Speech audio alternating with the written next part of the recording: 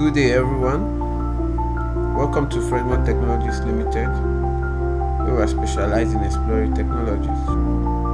Are you ready to discover a world of possibilities? Let's dive in. In this video, I'll be showing you how I replaced a faulty keyboard in HP 250 G4. Here we go. Firstly, I had to dismantle the laptop in order to remove the keyboard from the casing. The process was stressful and time consuming. Here is the new keyboard. You can see it. The old one is on the table. This is the old one, the former keyboard, the one that's faulty. This is the new one. After removing the old keyboard, I had to seat the new one properly.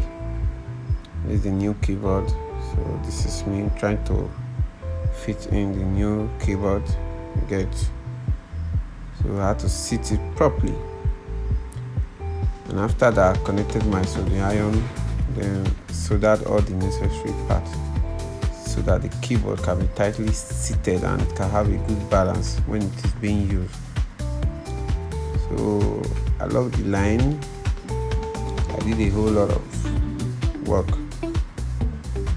So as you'll be watching, you see all the other processes that follows. So enjoy the rest of the video.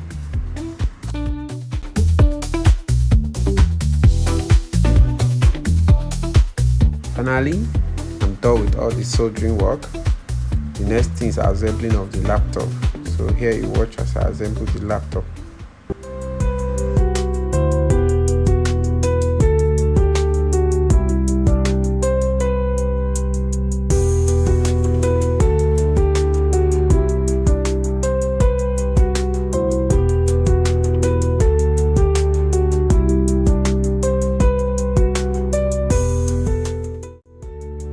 Finally, I'm done assembling the laptop.